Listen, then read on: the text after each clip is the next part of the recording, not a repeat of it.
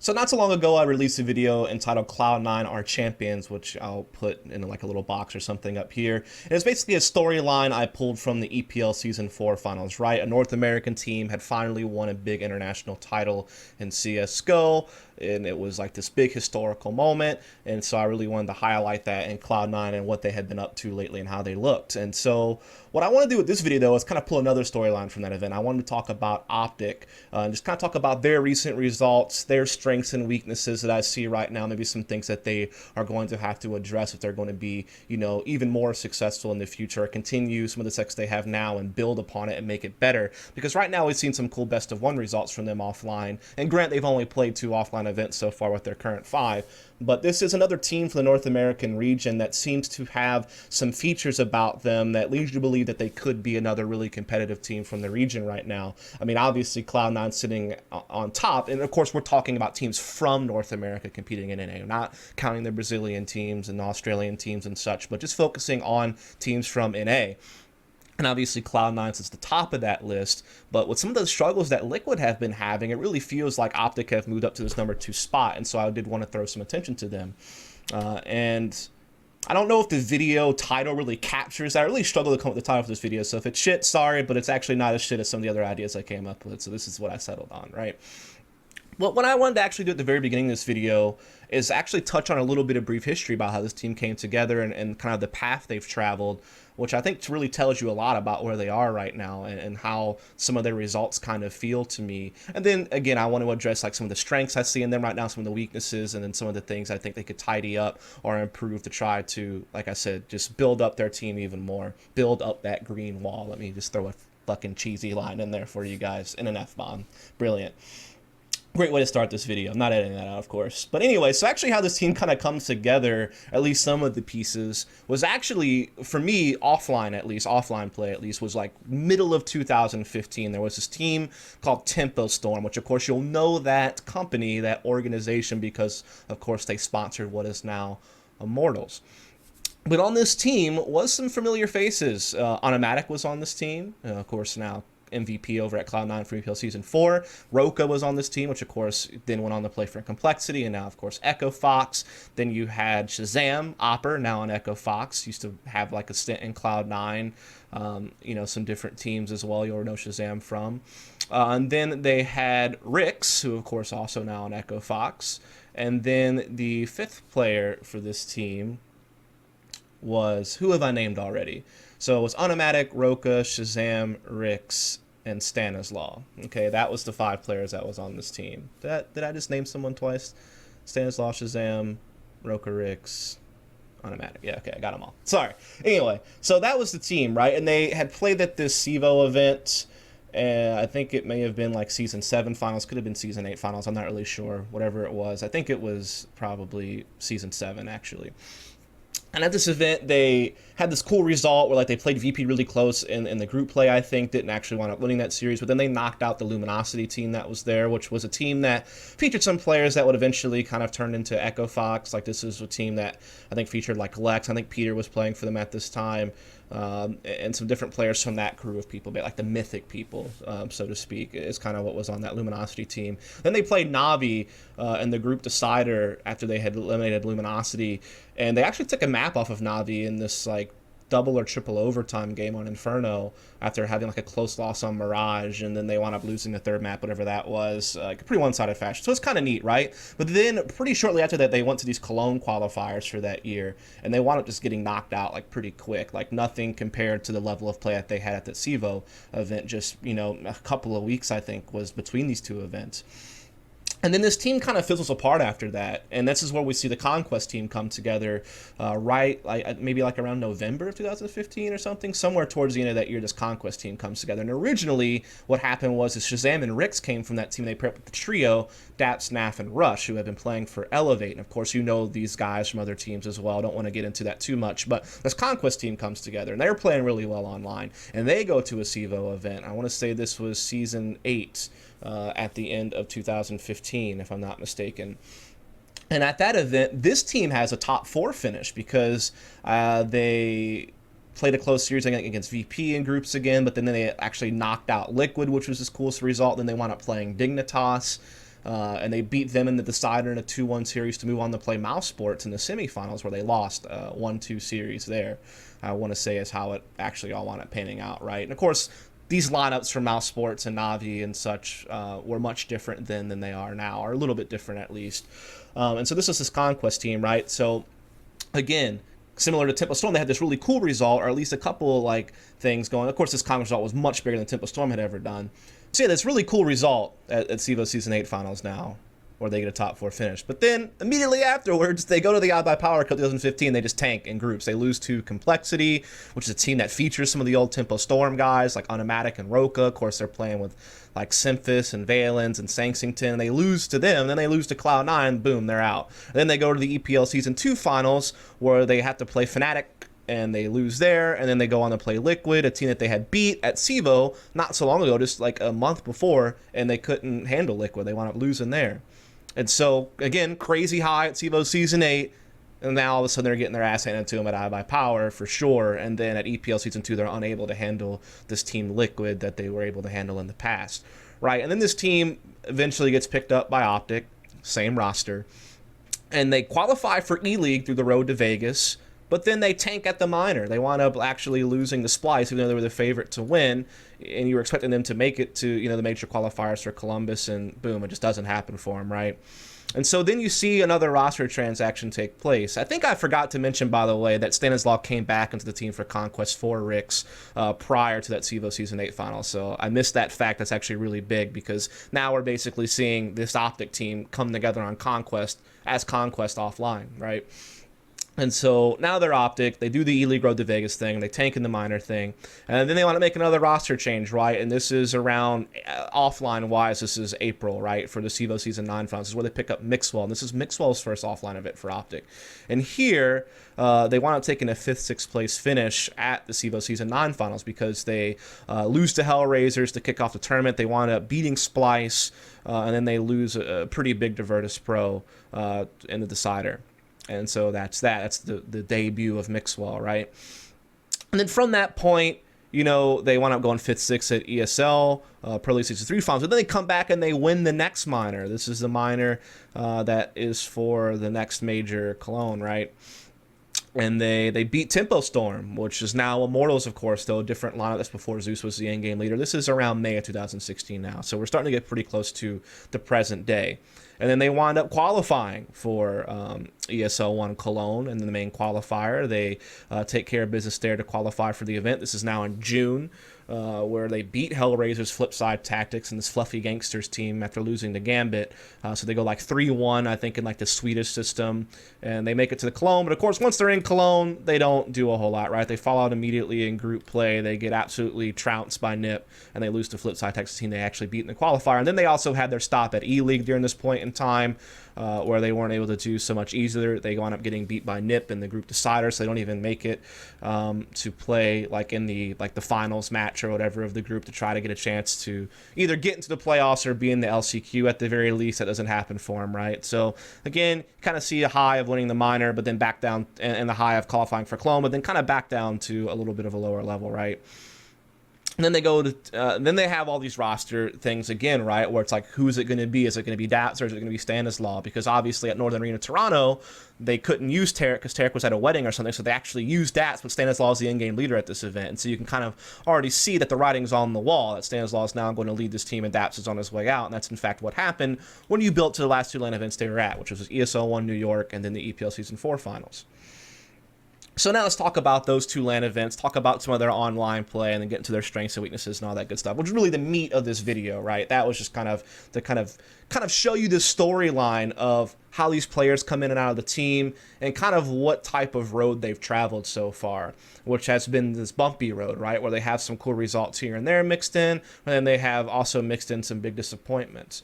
But this team, so far, since coming together with this current 5, this is the 5 that we've been seeing them play with now, have actually done quite well, right? They did really well in the EPL regular season, the qualifier for the LAN event. I think overall their record for the league was something like 16-7. I think that number may be a little bit out of date. Let me actually check what the real number was for that. Of course, some of these online results, by the way, do include back with their old line. Now, 17-9 was their final record at the end.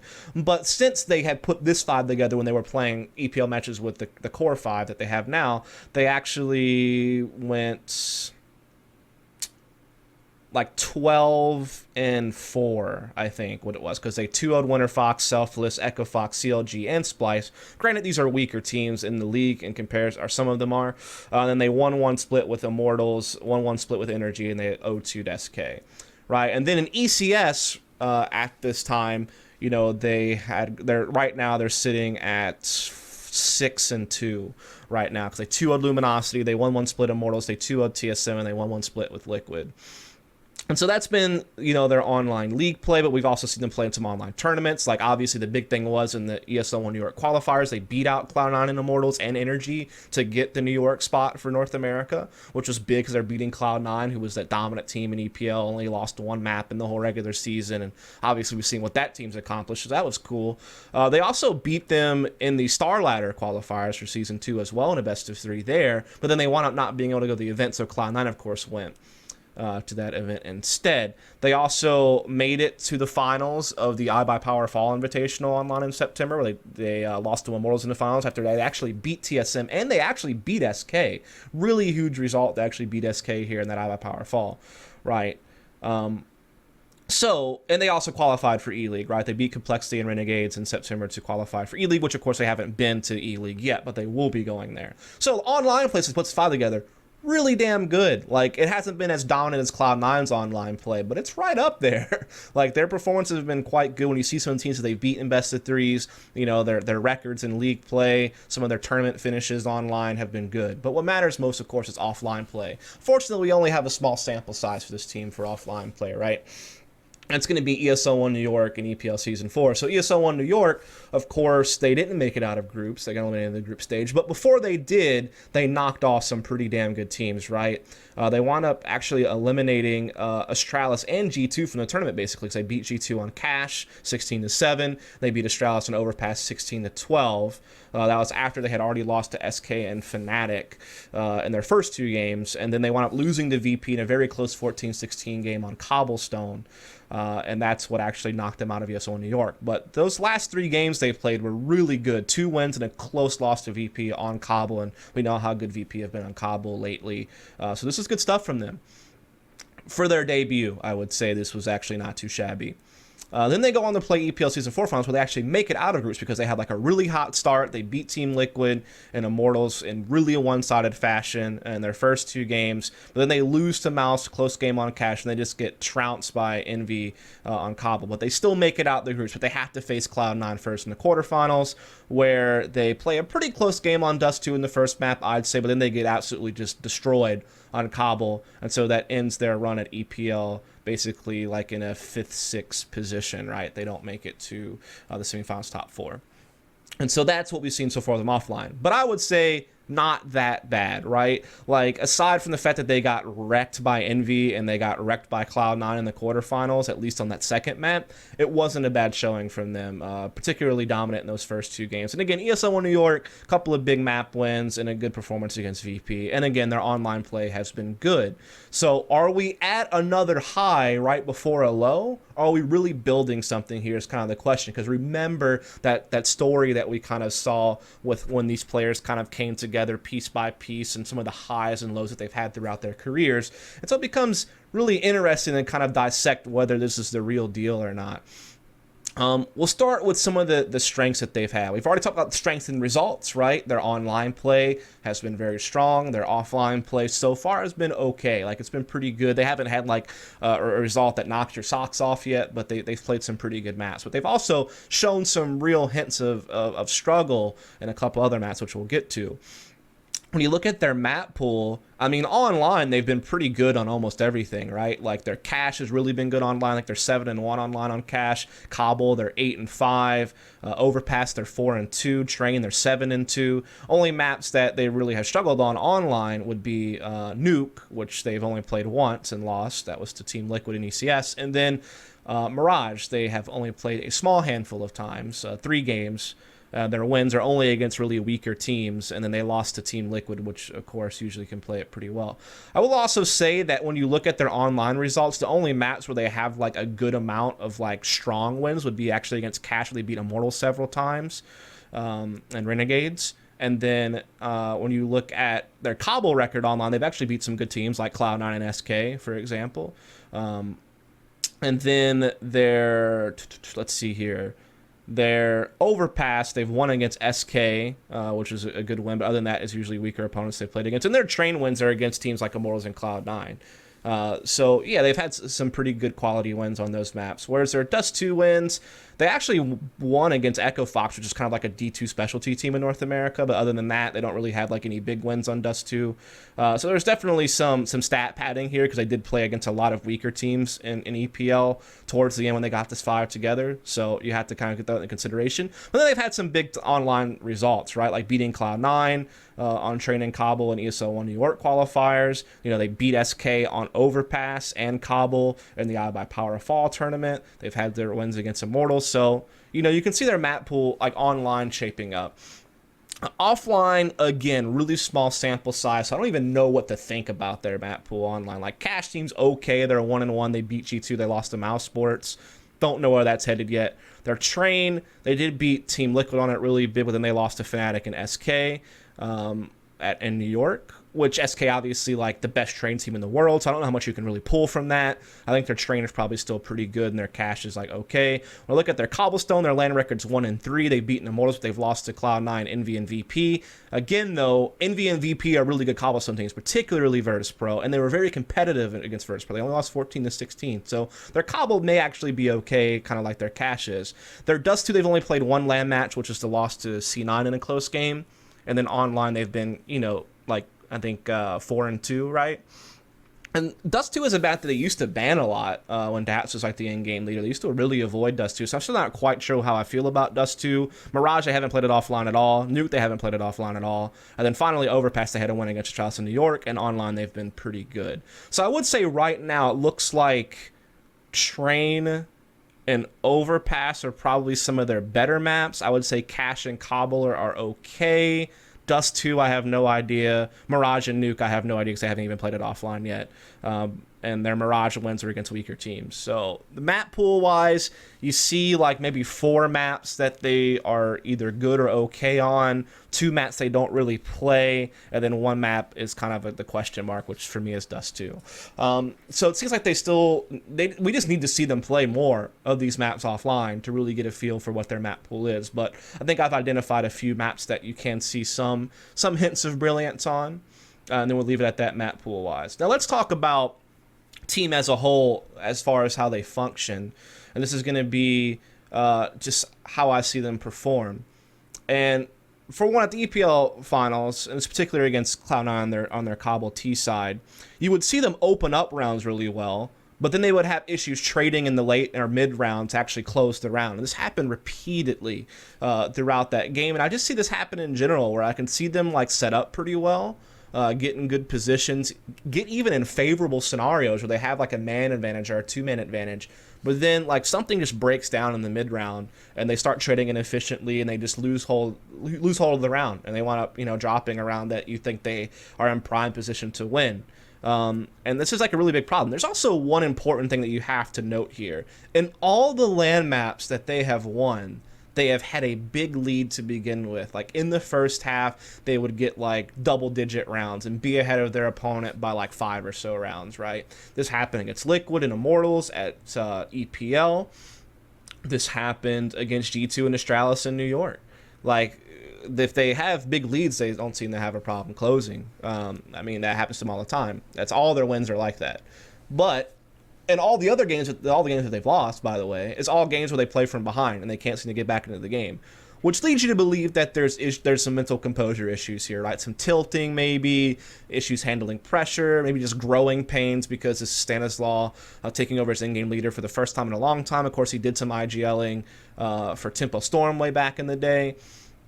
But this is him taking that responsibility on in a much more competitive environment where he's constantly being exposed to top international competition, or at least he's going to be. And so it could be growing pains in the leadership or just growing pains working together with this five, because, I mean, Tarek hasn't been there that long. Roles seem to be moving around a lot. And so there's so many different factors that could be causing this to happen, right? So this is like a weakness I see is the mental composure, being able to play from behind, tilting. And you can just see them tilt. Like, I can physically see the tilt. Like, when you shoot to a player cam or a team cam of this team, and I look at Naf's face, I can just tell he's out of the game already, mentally checked out.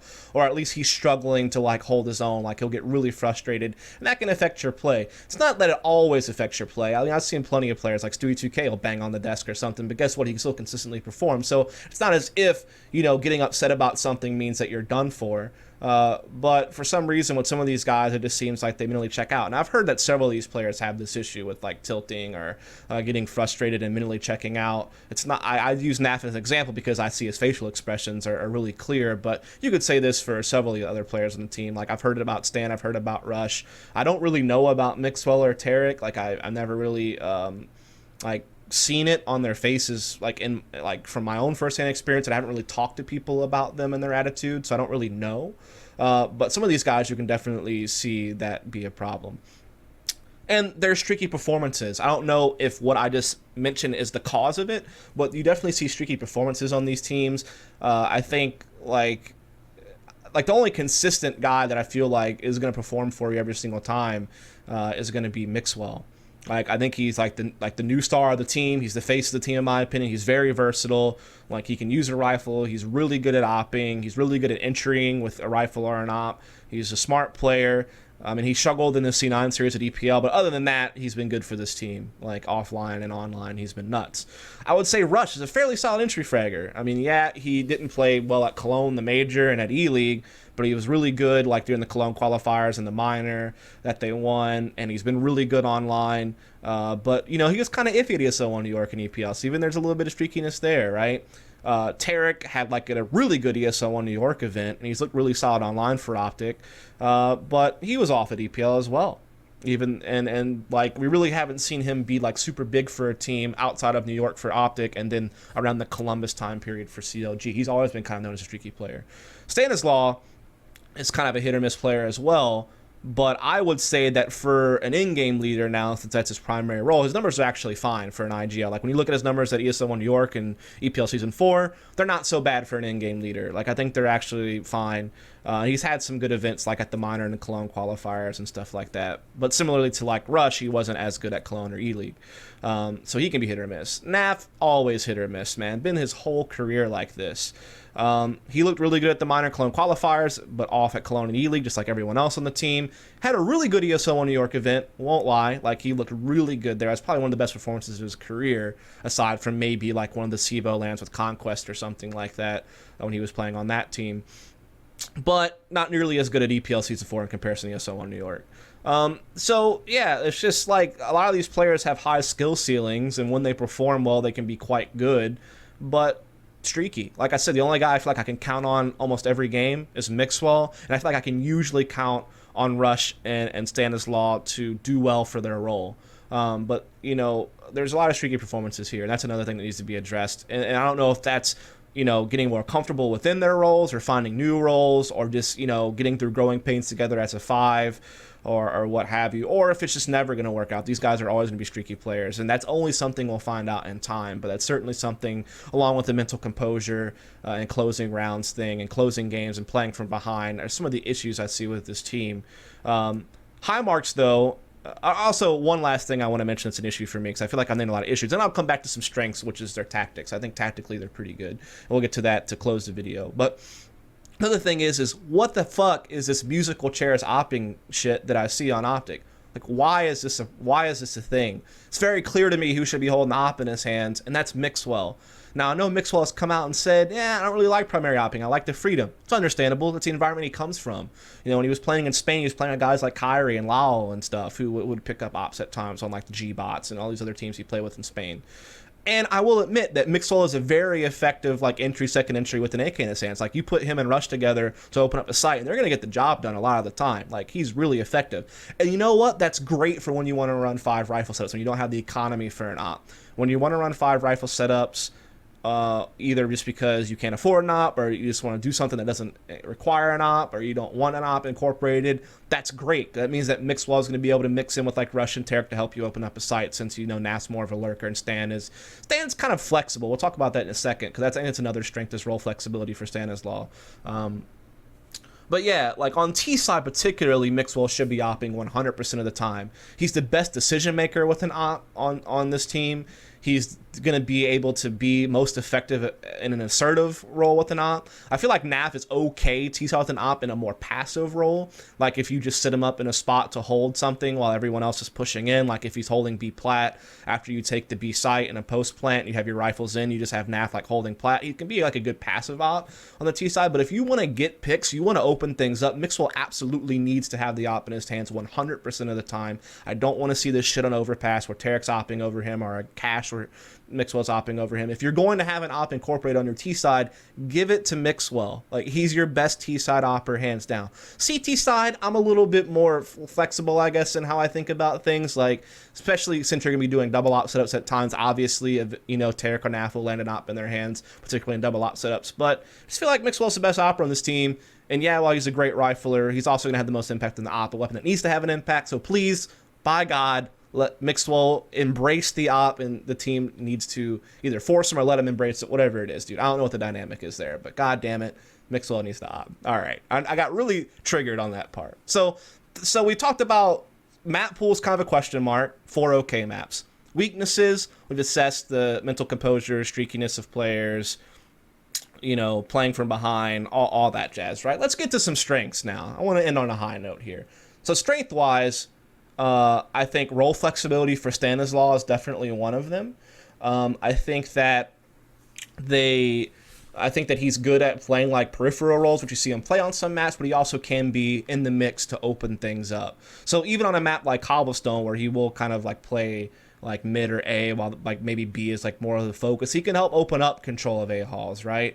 And then, you know, you may see him play like a peripheral role on, say, like I'm trying to think here how I can put this. Like, he might be able to play peripheral role in like Cache or something, where he's playing like, I think he plays outside B because Naf plays door on Cache. But then you see on a map like Overpass, where Stanislaw just plugs into the A side of the map and helps gain control of the map, with particularly actually like Tarek and Rush. Like, it seems that that's the trio, because like Mixwell plays the stairs, Tarek plays outside B, or excuse me, Naf plays outside B. So you see like the situation where you have like Tarek, Rush, Stanislaw really being the ones that open up bathrooms and middle and things and overpass. But like I said, you see Stanislaw playing like a peripheral on Cache. So his role flexibility, his ability to in-game lead, his ability to kind of lurk a little bit, his ability to help open up things and be like a support or like a second or third entry guy is really good for this team, especially whenever you have a guy like Naf who really wants to lurk. That really seems to be his key position. The fact that Stanislaw, who is really good as a lurker, and like I know that was like a role conflict in the past between him and Naf, was like he wanted to lurk, but so did Naf. The fact that he can play like more supportive in like second, third entry positions is great for this team. And I think he's doing well, like leading. Like I said, I think this team looks good tactically. Like, they have some functional defaults where positions seem to be getting a little bit more set in stone, though I think they're still experimenting, because I think I actually have seen Mixwell op online for them lately, like when they played their ECS matches against Liquid after coming back from EPL Season 4. You saw Mixwell like opping like that Cobblestone game where he dropped like fucking 41 frags or something like that in regulation. So I think that because you're seeing Mixwell op more, maybe you will see positions even shift again before it's really set in stone, but you can see that they have kind of like an idea about how they want to do things, and they have functioning defaults, and they can play from that. And again, I see them get in good favorable early round positions from their default, because they work it well, and they can get control of things. It's just about closing the round is the thing. They also can throw in aggression. Like, they have like these crazy 1-4 splits they can throw in. They can do aggressive mid control on Cache. On Cobble, like I said, they have the 1-4 splits. They have some nip things. They can do the nip 3 smoke, for example, from middle into B, and use it to fake or do like a straight up B execute. When you look at their Mirage, you know, they have the mid control. They also can do like these 1-4 splits on either side, or some more aggressive stuff up catwalk on B. On Overpass, you see a mixture of like default, like, you know, 1B, 1 stairs, 3A, let's play this out, into like these crazy B executes that I can see them put. I know Cache is another map where they have like some nip executes on the A bomb site that you can see. So they have a good mixture of default and executes is the point. It's just about how you line them up, when you do them, how you do them, and then how you close them out. Because like I said, a good initial starts on the rounds, but sometimes struggle to finish off the job. So yeah, technically I think they're good. Roll flexibility on stand is good. I think they have good entry power. Like Mixwell in a rush, and then Tarek when he's on point, those three can really open things up, and you have the luxury of Stanislaw not being afraid. Like he's almost like an MLSL character in this way, where Stanislaw is not afraid to go in first or whatever to kind of set up like Rush or Mixwell or Tarek or whatever to really come in and like open up a site. So good on Stanislaw for being able to do that, but the main entry power on this team for me is like Rush and Mixwell. Like those two can really create the space. And then Tarek is kind of like a cleanup guy. Also like roll flexibility on him, though I don't think he's like really that effective as an opera, particularly on T side. He can be. He's got good aim, but I just don't think the decision making is there. And I think Mixwell's just better. So yeah, they do have good entry power. They have some firepower here. It's just about the streakiness of it is the problem from before that I mentioned. But when they're on form, they have a lot of firepower. And like I said, they are good at opening rounds, and they have good tactics. And their map pool seems to be shaping up. But again, you see these issues arise with like the mental composure and some of these other different elements. So really, the question I posed in the middle of this video was, is this another high? Like, are some of these is this online play that's been really good? Is this like New York tournament where they had some good map wins, and then this EPL where they make it to playoffs and they lose to the eventual champions after, you know, getting some cool mats off Liquid and Immortals? Is this like another high? Are they about to dip? We are going to see them at Northern Arena Montreal, and they're in a group that they should be able to get out of, right? I can't remember their group offhand. Let me check here, but I want to say it was a group that they should be able to get out of. Yeah, the group draw for this is that they're in a group with Envy, Energy, and CLG. So while Envy might be the favorite to win the group, OpTic surely should be like the favorite to come second over Energy and CLG based on recent results, right? So that should be another tournament where they can get out of groups, they can get in the playoffs, and maybe they play against like a G2 or a Liquid or a Heroic or something in the semifinals. And let's just see how they can perform. Like, they've beaten G2 in a best of one before. They've beaten Liquid in best of ones before. They never played Heroic with this 5. So let's see what they can do there. They obviously still need to go to E-League, so we can still, you know, see how that goes. And then obviously they're going to be trying to qualify for the next major for the E-League one in January.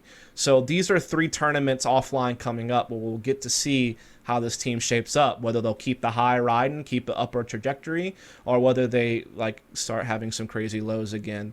I think that there are a lot of good things about this team. Like I said, the firepower, the tactics, role flexibility in some of their players, you know, Mixwell just being a stud. But there are some signs of troubles, which I've already mentioned several times. So yeah, we'll just have to kind of keep an eye on it. Just want to make a video kind of analyzing this team. Please follow, subscribe for more. Thanks a lot.